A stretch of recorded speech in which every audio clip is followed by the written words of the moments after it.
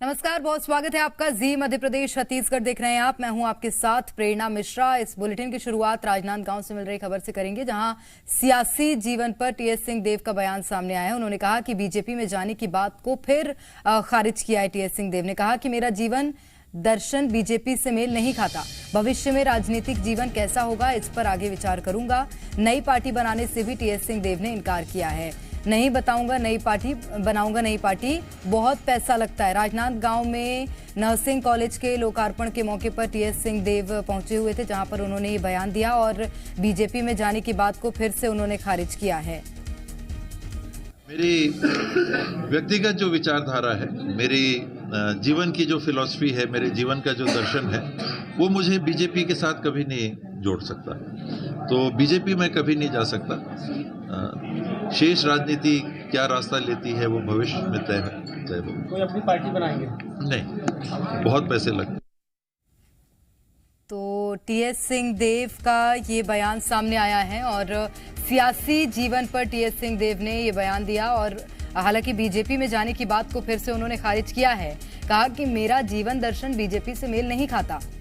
भविष्य में राजनीतिक जीवन कैसा होगा, इस पर आगे विचार करूंगा। नई पार्टी बनाने से भी टीएस सिंहदेव ने इनकार किया है। कहा कि नई पार्टी नहीं बनाऊंगा, बहुत पैसा लगता है। राजनांदगांव में नर्सिंग कॉलेज के लोकार्पण के मौके पर टीएस सिंहदेव पहुंचे हुए थे, जहां पर उनका ये बयान सामने आया है। तो इससे पहले भी टीएस सिंहदेव का चुनाव ना लड़ने वाला बयान सामने आया। उसके बाद आज एक बार फिर से उनका इस तरह का बयान सामने आया। उन्होंने कहा कि राजनीतिक जीवन आगे कैसा होगा, ये आगे विचार करूंगा। हालांकि इस दौरान टीएस सिंहदेव ने बीजेपी में जाने की बात को जरूर खारिज किया। उन्होंने कहा कि मेरा जीवन दर्शन बीजेपी से मेल नहीं खाता। भविष्य में राजनीतिक जीवन कैसा होगा, इस पर आगे विचार करूंगा। नई पार्टी बनाने से भी टीएस सिंहदेव ने इनकार कर दिया है। कहा कि नई पार्टी नहीं बनाऊंगा। तो नई पार्टी बनाने से इनकार किया। इसी के साथ बीजेपी में शामिल होने की बात से भी टीएस सिंहदेव ने इनकार कर दिया, उस बात को खारिज कर दिया है।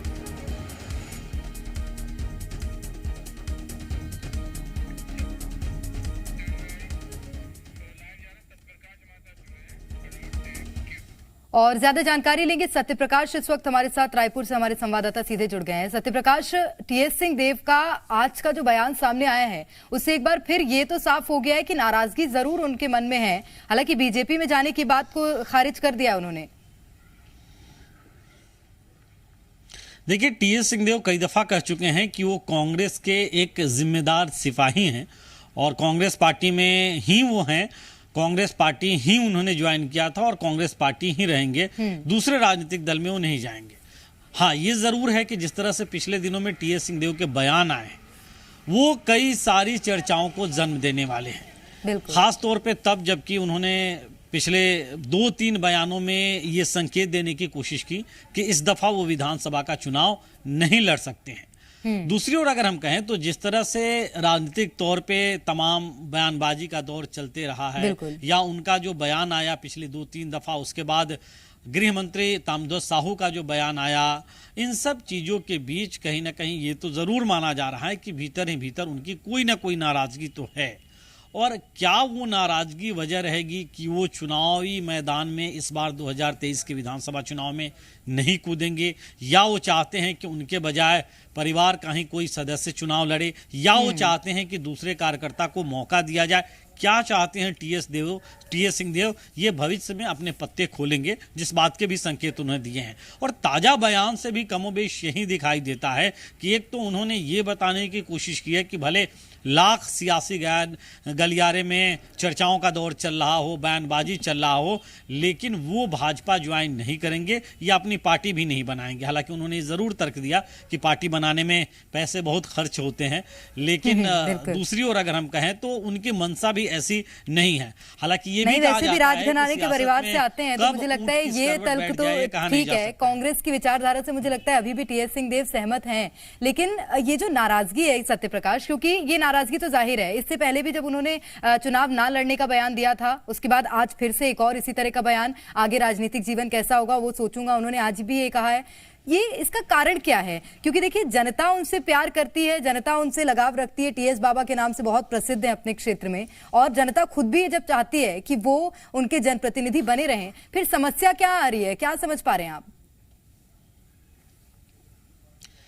देखिए, एक टीस तो उनके मन में होगी, क्योंकि जो बार बार जिक्र आता है छत्तीसगढ़ की सियासत में, और खुद कई दफा टीएस सिंहदेव भी इस बात का जिक्र कर चुके हैं, जो कथित एक 2.5 साल के फॉर्मूले का, और उन्हें ऐसा लगता था कि वो सीएम बन सकते हैं छत्तीसगढ़ का, लेकिन हाईकमान का फैसला, और हाईकमान के फैसले को लगातार वो कहते हैं कि सर्वोपरि है उनके लिए, और वो मानते आ रहे हैं और आगे भी मानेंगे। वो मुझे लगता है कि एक टीस रही होगी कि उन्हें लगता रहा होगा कि उन्हें इस पद से नवाजा जा सकता है, वो बन सकते हैं, लेकिन वो नहीं बन पाए। ठीक है, सत्यप्रकाश मैं लौटूंगी आपके पास। यहाँ पर मैं आपको रोकना चाहूंगी। इस वक्त हमारे साथ बीजेपी से अमित चिमनानी जी जुड़ गए हैं। चिमनानी जी, स्वागत करती हूँ जी मध्य प्रदेश छत्तीसगढ़ में। जी धन्यवाद। चिमनानी जी, टीएस सिंहदेव जी का एक बयान सामने आया है, राजनीतिक जीवन पर विचार करूंगा ये कहा है। हालांकि बीजेपी में जाने से ये बात खारिज कर दी उन्होंने, बीजेपी में शामिल नहीं होंगे। क्या समझ पा रहे हैं इस बयान का कारण?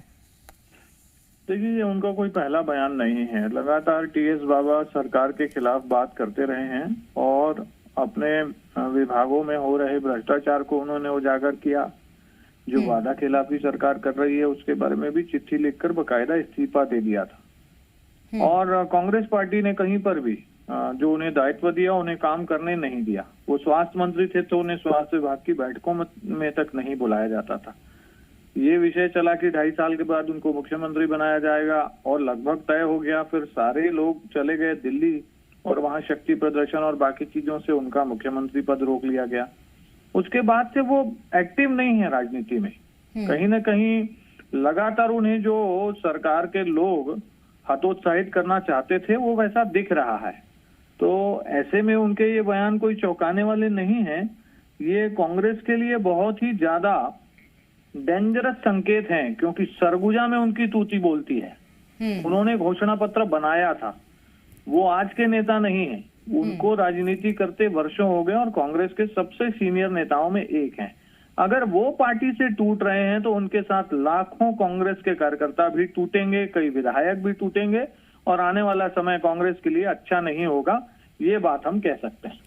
और बीजेपी की बात जब उनसे पूछी गई तो उन्होंने कहा कि उनका जीवन दर्शन ऐसा नहीं है, बीजेपी से मेल नहीं खाता है। कौन सा जीवन दर्शन चाहिए आपकी पार्टी में शामिल होने के लिए, जान सकते हो चिमनानी जी? नहीं, हमारी तो पार्टी राष्ट्रवाद पर चलती है। जो भी राष्ट्र हित की बात करता है, ऐसी विचारधारा रखता है, वो हमारी पार्टी में आकर सेवा कर रहा है, और ऐसे ही लोगों से हमारी पार्टी विश्व की सबसे बड़ी पार्टी बन गई। ये तो एक सबकी अपनी सोच है कि उनकी विचारधारा क्या है। तो आप चाहते हैं कि आए आपकी पार्टी में कि नहीं? नहीं, हमारी पार्टी में उस हर व्यक्ति का स्वागत हम करते हैं जो राष्ट्र हित को सर्वोपरि रखता है। तो टीएस सिंहदेव की इतनी प्रशंसा तो आपने कर दी है, उनके बारे में क्या विचार है? नहीं, देखिए, ये तो भविष्य के गर्व की बातें हैं, और आने वाले समय में वो बीजेपी में आएंगे कि नहीं आएंगे ये बात की बात है। लेकिन वो कांग्रेस के लिए बहुत बड़ा एक खतरा बन चुके हैं, और ये तय बात हो गई। अब नहीं, कांग्रेस के लिए तो खतरा बने हैं, लेकिन चिमनानी जी मुझे एक वाकया याद है। जब पिछले साल की बात है, जब सदन से वो उठकर आए थे बाहर, उस वक्त भी बीजेपी ने इसको बहुत मुद्दा बनाने की कोशिश करी थी, बहुत पक्ष लिया था टीएस सिंहदेव का। उस वक्त थोड़ी मंशा थी क्या कि टीएस सिंहदेव का शायद विचार बदल सकता है, ऐसा कुछ? देखिए, राजनीति में इतनी सुचिता होनी चाहिए कि किसी व्यक्ति पर जिसके राजनीतिक करियर में कोई बहुत बड़ा दाग ना रहा हो, उसके ऊपर हत्या का आरोप लग जाए और उसके पीछे तथ्य भी ना हो। तो कांग्रेस के विधायक ने जब हत्या का आरोप उन पर लगाया तो निश्चित तौर पर इससे बहुत लोगों को लगा, अचरज लगा। और जब टीएस बाबा ने ये कहा कि मैं तब तक सदन में नहीं आऊंगा जब तक इस बात के लिए मुझसे माफी नहीं मांगी जाएगी, तो सदन चलना एक बीजेपी की भी प्राथमिकता है, जिम्मेवारी है सदन चलने देना। तो उस नाते हमको लगता ही है कि सदन चलता रहे और जिसको जो दायित्व मिला है वो पूरा करता रहे। ठीक है, बहुत शुक्रिया अमित चिमनानी जी आपका। सत्यप्रकाश, आपका भी बहुत शुक्रिया तमाम जानकारी साझा करने के लिए।